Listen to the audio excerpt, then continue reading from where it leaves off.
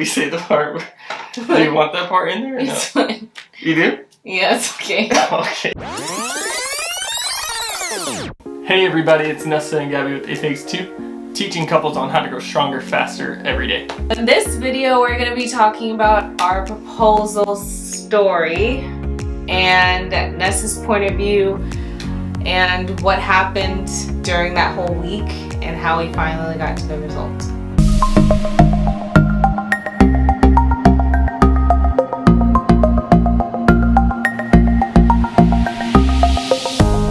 So when it came to the proposal, I just wanted to do something really big, and it's been like that for like the last couple of years. So for years now, I've always wanted to do something crazy for Gabby for the proposal. So I was thinking of ideas like, you know, doing skydiving where we jump out the plane, then we land, and then I propose. Or the second one was going to be something a little bit more cuter where it was going to be like a scavenger hunt all around the town, and she eventually would find me somewhere. And then the third thing was just a helicopter ride. I thought that one was going to be really cool and something that was, you know, new and different for us because we've never done that before. So that's the one I picked, and it didn't go as planned. So I finally landed on the helicopter, and I ended up talking to the helicopter company, and I went back and forth with one of the girls that worked there. And she's like, you know, we're all ready to go, everything's looking good. And then I was like, okay, perfect, because, you know, this is gonna be a surprise. And as we kept going back and forth, she said everything was good, you're all set, you know, you're gonna take a flight, awesome, cool, I'm all excited. And it was about an hour away for us, so I was like, this is a one and done shot, like. And so then we drive all the way there. Gabby has no idea what we're gonna be doing. I told her that we had a video plan for some place and how to get like a museum. Yeah, like a free little couples stay-in type of trip. And then we finally get there. She's all, you know, whoa, blah blah blah, screaming, hollering, everything like that. And so then we go in, and the pilot is just looking at me like, "What are you doing here, dude? Like, you're not supposed to be here." And I was like, what? Well, I talked to Leah, blah, blah, blah. I talked to the girl and everything like that. And so he gives her a call. Ends up, yeah, they basically told me they were going to give me a call back to reschedule it. And I was like, oh, fine. So after the first mistake, she ended up, you know, feeling bad. And then she was giving me some stuff that was like, you know, $100 when you buy it as a package. Like, she's giving it for free, and like she's giving us like wine, this and that. I was like, okay, that can make it up for what happened the first go around. The second attempt was going to be a blend of the two, the helicopter and the scavenger hunt. Scavenger hunts are now my thing. I use a GPS to even get 2 minutes away from where I live, so that was not going to work out probably, because he said he was going to do it all the way from like where I live to an hour away, and I was like, we'll see if I find anything. I would have been lost, and he probably would have never done it. I want to have found him, because I'm not good at directions. Or mystery games, for that matter. Yeah. Yeah, and you know, during that time I was like, okay, well, let me scrap the scavenger hunt and let me just do like something cuter, like go to her job with flowers and this, and then I'll blindfold her, and then we'll head over there again and do round 2. And so then we finally get there again.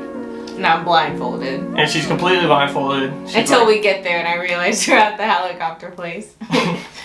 And we get there, and the wind's blowing. Like, I'm talking like everything's like, you know, like cyclones are going off basically at this point.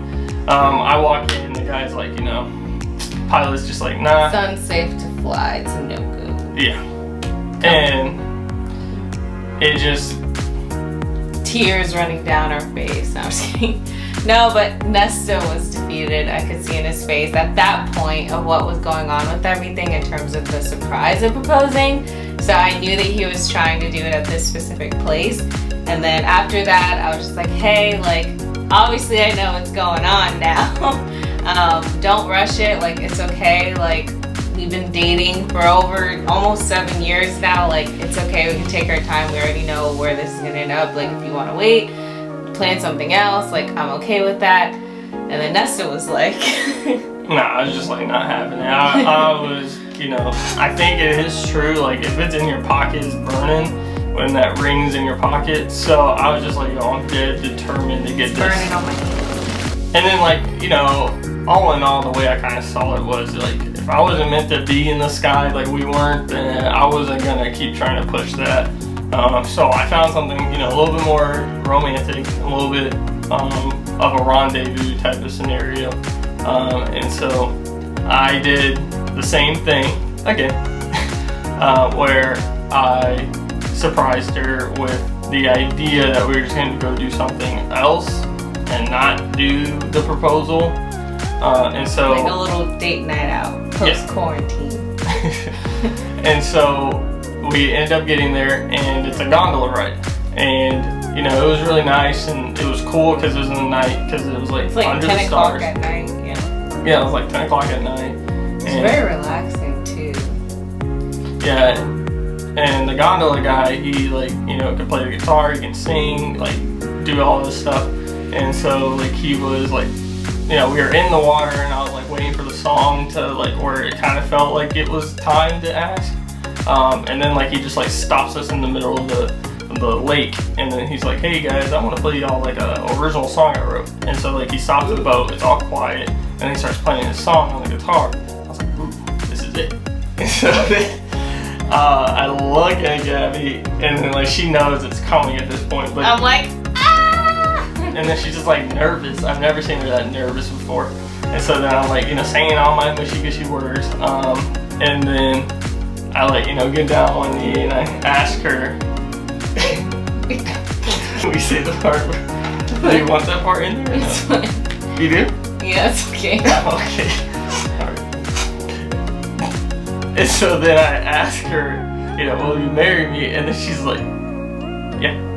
I was like, okay. And then, like, I open it, and then she's like, goes like this, like Smeagol, and she's like, No, don't say and she puts it on that. her finger. I did not do that. So I saw the ring in the box, and I picked it up and gently put it on my hand. It wasn't a Smeagol moment, because all Nesta was doing, he was just like I sitting opened there it, like this. and then I was about to grab it because I was letting her see He it. was not about to grab it. He was I more was. nervous too. He was just sitting there like, okay. So I guess it's time to grab the It's like a ring. Colgate commercial. Oh my That's God. you doing. I literally was about to put it. I was waiting for her to say yeah, yes, like, you know, I yes. said yes. But the way she said yeah, like, I it was nervous. I was it like, was so fast. is this really happening? Yeah, it was so fast for me that I was just like, I couldn't register that she actually said yes yet.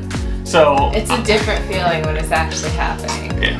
So then, you know, we put the ring on, and she's like, oh, and then she's like looking at it and stuff like that, and then she's like, thank you so much, I love you, blah, blah, blah. And then, like, all the feelings of, like, what she would have said in the moment, like what most people do, like, they finally came.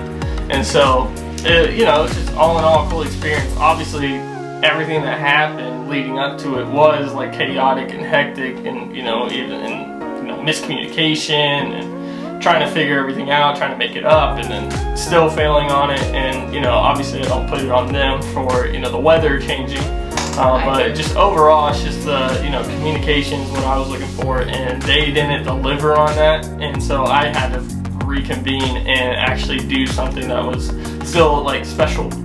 I didn't want to just, you know, take her to a restaurant and just propose after that just because I got defeated. I still wanted to do something that was, you know, special for us, because I'm trying to create memories. I'm not just trying to do it just to get out the way.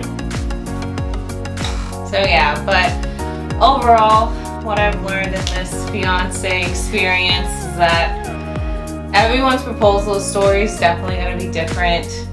This was ours, and for me personally, if I had to pick, like, what's, like, the one you kind of have to plan for a little bit more, it's the wedding. So that's what we're going to be talking about in the next upcoming videos. We're going to be sharing, like, how to pick your wedding venue, the wedding venue that we are going to pick, and just all the other stuff that comes with the wedding and how to do it on a budget, and the honeymoon and how you want to budget those two accordingly. Thank you guys so much for tuning into our video today, and please don't forget, be sure to like and subscribe and leave a comment down below so that we can continue to improve and continue to bring this content out to you guys. Yeah, and thank y'all again just for clicking on this video and just listening to our proposal, and hopefully anyone who does propose next time, hope everything goes well for you, and always remember, show everyone love and respect because it takes two. I'm outside in an AMG, right outside, TT, two-turn baby girl, you know me. Who am I? All the niggas around me, right at it die. Gotta watch the time.